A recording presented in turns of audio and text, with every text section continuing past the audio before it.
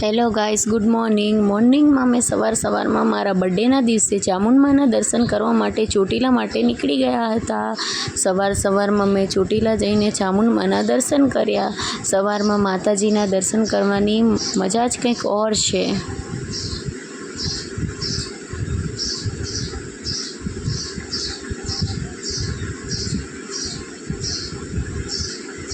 પછી અમે થોડા મારા હસબન્ડ સાથે ફોટોઝ અને વિડીયોઝ લીધા. માતાજીની યાદગીરી માટે થોડા વિડીયોઝ અને ફોટા લેવા તો જરૂરી જ છે.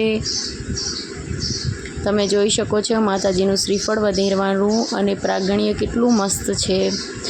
પછી અમે નીકળી ગયા કચ્છ જવા માટે. અમે અહીંયાથી ચોટીલાથી ડાયરેક્ટ કબરાઉ માટે દર્શન કરવા માટે નીકળી ગયા.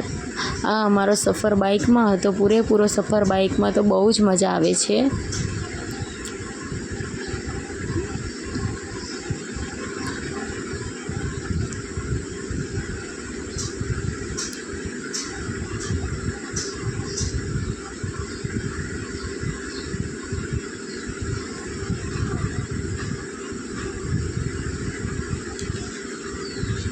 મારા હસબન્ડને તો સોંગ વગાડતા ડ્રાઇવિંગ કરવાનો બહુ જ મજા આવે છે.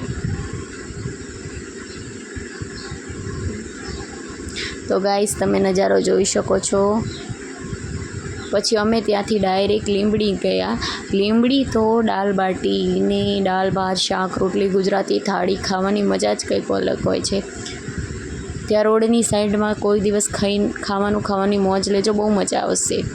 પછી ત્યાંથી અમે ડાયરેક્ટ નીકળી ગયા હતા કબરાઉ જવા માટે. પછી ફર્સ્ટ આવી ગયું સામખિયાળીની શરૂઆત થઈ ગઈ હતી. ત્યાં આપણને પવનચક્કી દેખાય એટલે સમજી લેવું કે કચ્છની શરૂઆત થઈ ગઈ છે.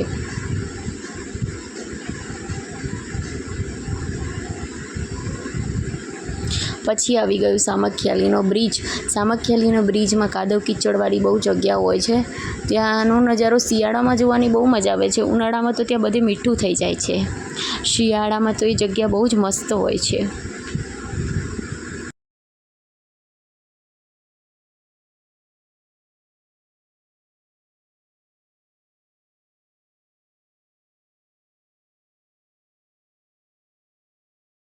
પછી અમે થોડા ફોટોઝ અને વિડીયો ત્યાં પણ લીધા. ત્યાં મારા હસબન્ડે શિયાળો હતો, એકચ્યુઅલીમાં શિયાળાનો વિડીયો છે પણ અપલોડ કરવાનું ભૂલી ગયા હતા એટલે અત્યારે અપલોડ કરે છે. તે તમે જોઈ શકો છો, સ્વેટરને બધું ફૂલ પહેરીને જવું પડ્યું હતું.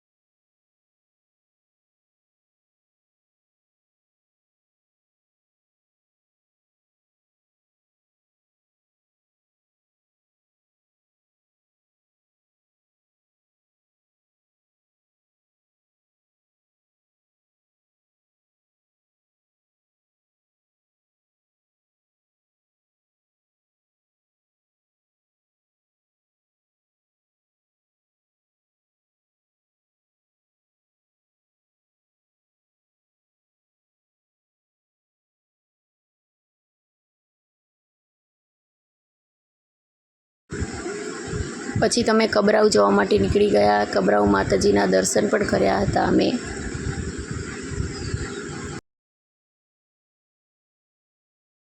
પછી અમે ત્યાંથી ધોરડો જોવા માટે નીકળી ગયા હતા. ધોરડોમાં પહેલાં અમે રણોત્સવ જોવા માટે ગયા હતા.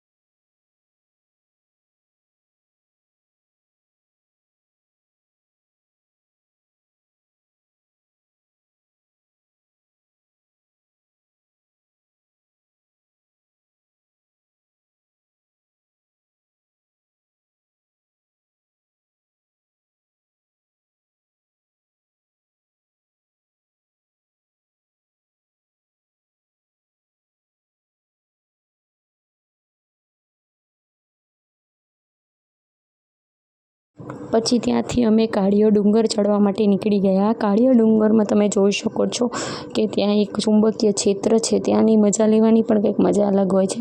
ત્યાં આપણું બાઇક આપણે બંધ કરી દઈએ તો એ પાછળની સાઈડ ખેંચાય છે.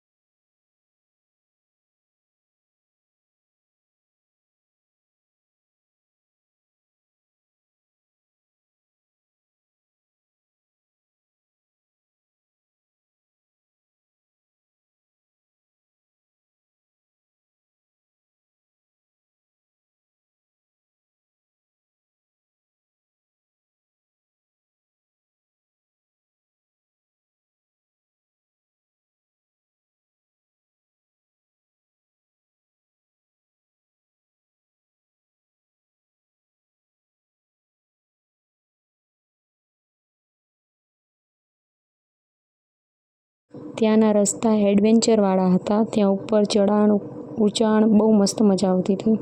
પછી આ છે રોડ ટુ હેવન. ત્યાં પણ બહુ મસ્ત નજારો છે ગાઈસ. ત્યાં પણ જવાનું ભૂલતા નહીં. બહુ મસ્ત છે કચ્છનો નજારો તો.